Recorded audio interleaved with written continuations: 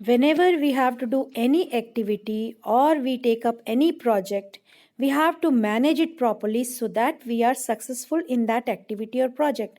So, friends, welcome to my channel all about education. And today we shall be talking about the ways or the types of management we usually come across whenever we undertake any project. जब भी हम कोई कार्य करते हैं तो उसको प्रबंधन करने के लिए विभिन्न तरीके, विभिन्न प्रकार के बारे में हम विस्तार से आज जानेंगे।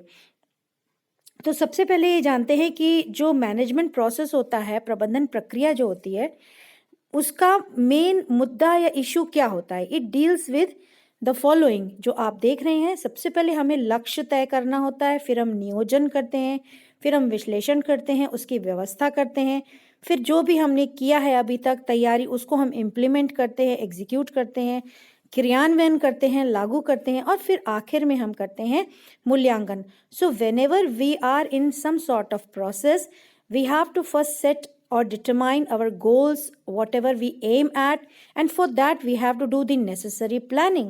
And after planning, we have to analyze the whole situation. And after analyzing, we have to organize all the things which are required to achieve the objective or achieve the whatever project we have taken up. And after organizing all the related components, we are in for the implementation of whatever we have planned or analyzed or organized. And after we are done with the work, after the implementation, we have to evaluate, we have to assess that how far our work was successful. Now, let us understand who actually carries out the management process. Whenever we have to do a project or an activity, then there is a group of people who will work for that activity or that project, and for that group there is always a leader who carries out this process.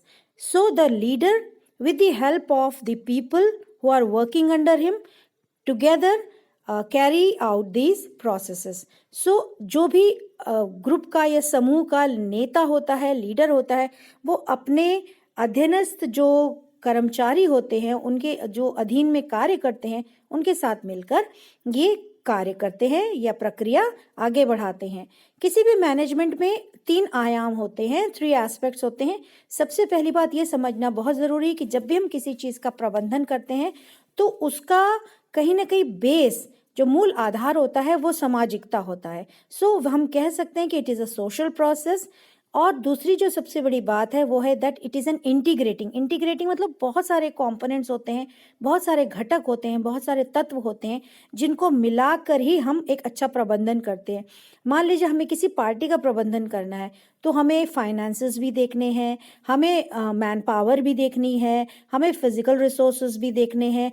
तो मानव संसाधन, भौतिक संसाधन, वित्तीय संसाधन, जगह, infrastructure, ये सब हमें देखना है। तो इन सबको हमको इंटीग्रेट करना है, तभी हम कोई चीज़ कुशलता से प्रबंधन कर पाएंगे। और प्रबंधन तो एक सतत चलने वाली प्रक्रिया है, ये हमेशा होती रहती, it is always there, it is continuous process. अब इसके आधार पे अगर हम बात करें, जो लोग कार्य करते हैं मैनेजमेंट प्रक्रिया को आगे बढ़ाने के लिए, तो the people can be divided into 2 main categories, which is participatory यानी कि सहभागिता and non-participatory असहभागिता.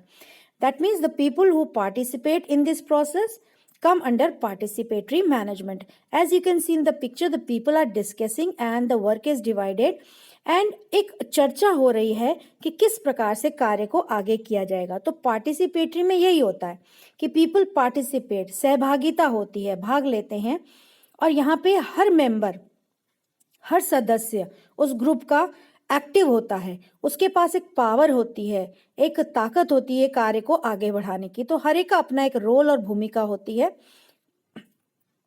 इससे क्या होता है कि जब सब पार्टिसिपेट करते हैं तो सब अपनी बात को सामने रखते हैं, अपने विचार स्पष्ट करते हैं, अपने एफर्ट्स, अपनी जो ओपिनियंस हैं, जो तर्क हैं, उनको सामने रखते हैं। और अगर कुछ अच्छा कार्य होता है तो उसके लिए मोटिवेशन भी मिलता है, एनकरेजमेंट भी मिलता है।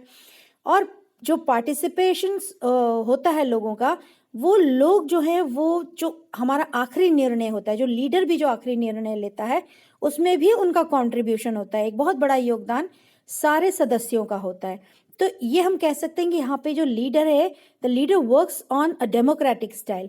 डेमोक्रेटिक का मतलब जो लोकतांत्रिक, लोकतांत्रिक का अर्थ होता है कि जहाँ पे सबका से होता है, एवरीबडी हैज हिज और हर ओन से, अपने विचार होते हैं, अपने विचारों से प्रति स्पष्टता से रखते हैं।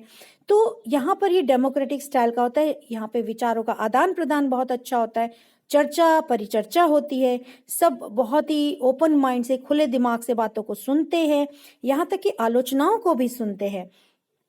तो ऐसे जो मैनेजमेंट प्रोसेस होता है पार्टिसिपेटरी, इसका मुख्य लक्ष्य ये होता है कि सबसे पहले जिस संस्थान में हम काम कर रहे हैं वहाँ के माहौल को समझे, कल्चर को समझे, वहाँ पे कौन सी मूल्यों को लेके आगे बढ़ता है, that is what is the vision, what is the mission, what are the values of that particular organization, and we have to carry these norms, these values, these mission, this vision further by our management process. तो इस तरह से हमें किस प्रकार से संस्थान कार्य करता है ये पता चलता है।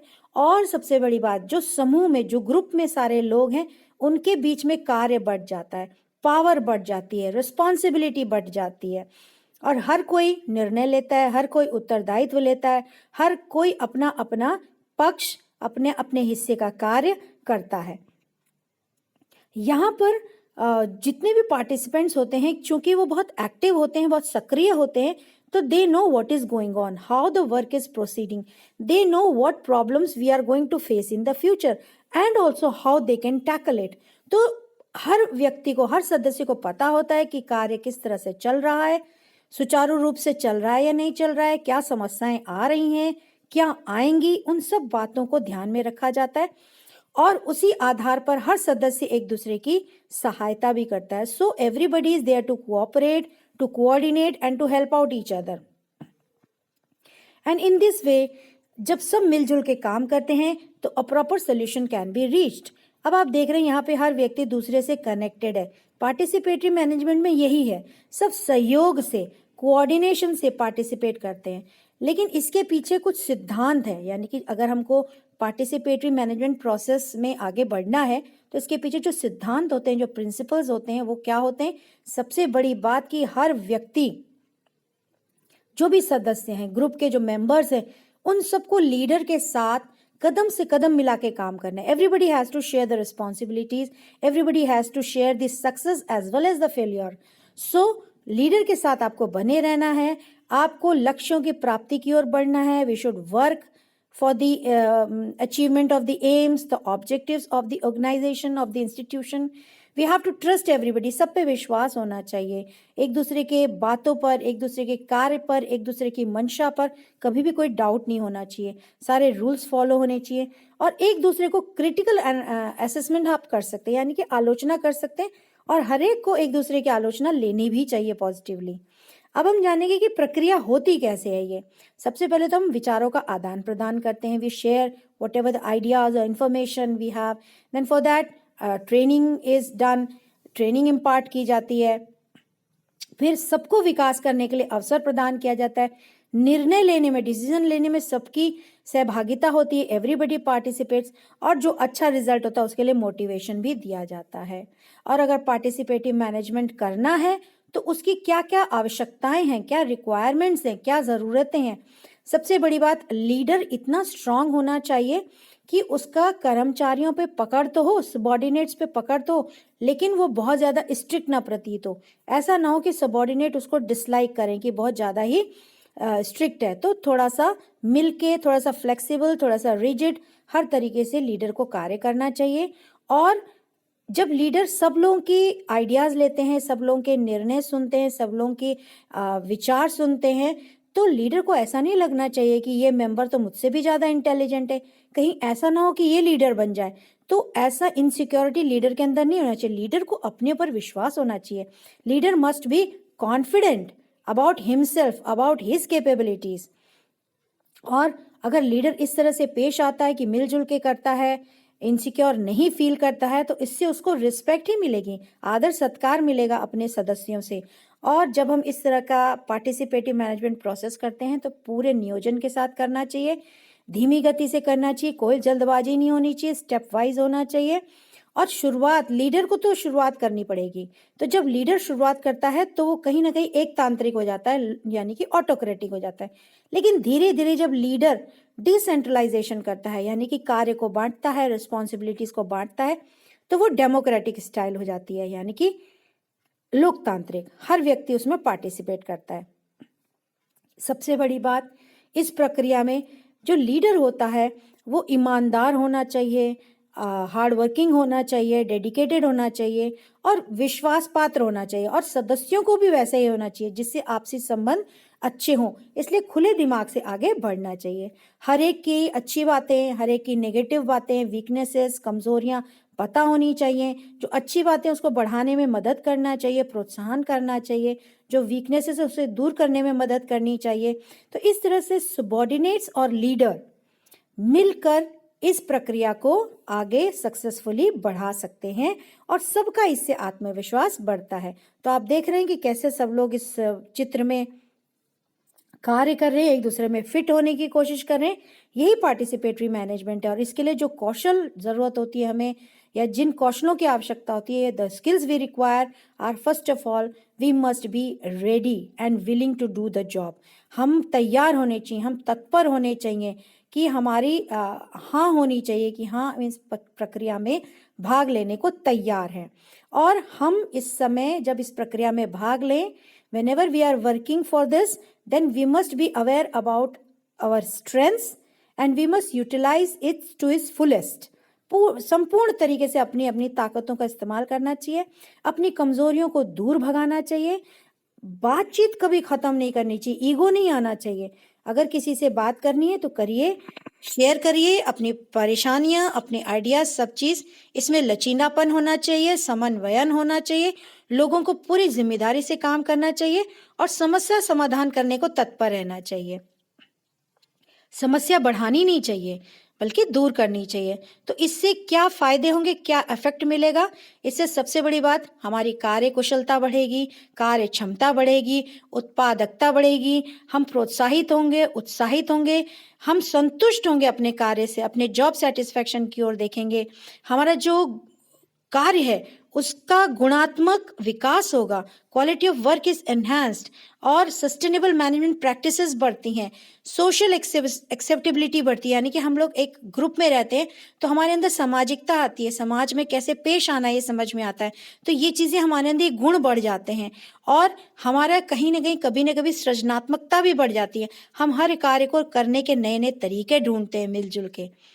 लेकिन इस कार्य को करने में कई बार दिक्कतें भी आती हैं। जब सबको आप पावर दे देते हैं तो कहीं ईगो क्लैश होता है, अहम टकराते हैं, लोग बुरा भी मानते हैं, कुछ लोग ज्यादा आलोचना करते हैं, कुछ लोग आलोचना लेने को तैयार नहीं होते हैं, तो संबंध भी खराब हो जाते हैं, टेंशन होती है, स्ट्रेस होती है, कार्य भी बाधित होता है, तो कई बार वर्क भी नहीं होता है।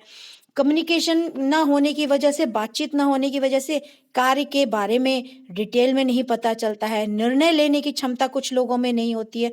तो इस तरह से बहुत सारी चीज़ें, ऐसा नहीं है कि हमेशा अच्छा ही होता है, कई बार पार्टिसिपेटरी मैनेजमेंट अपने साथ कुछ कमियां भी लेकर आता है।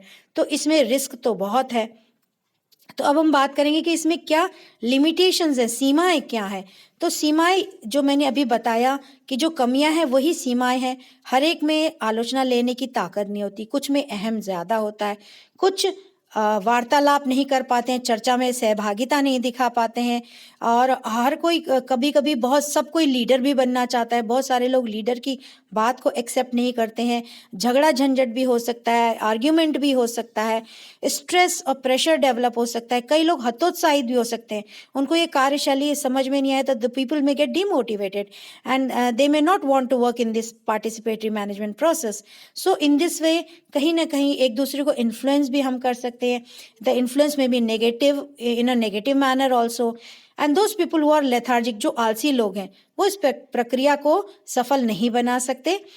अब आप यहाँ देख रहे हैं इस पिक्चर में एक लीडर खड़ा है सामने और सब लोग उसकी बातों पे तालियां बजा रहे हैं। That means they are following whatever leader is saying.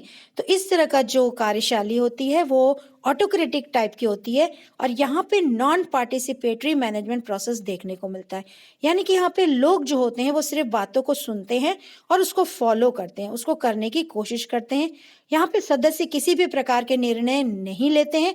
Only the leader takes the decision and the employees the subordinates, जो कर्मचारी हैं वो इन्हीं डिसीजन निर्णयों के आधार पर, इन्हीं इंस्ट्रक्शंस के आधार पर, इन्हीं अनुदेशन के आधार पर, निर्देशों के आधार पर कार्य करते हैं।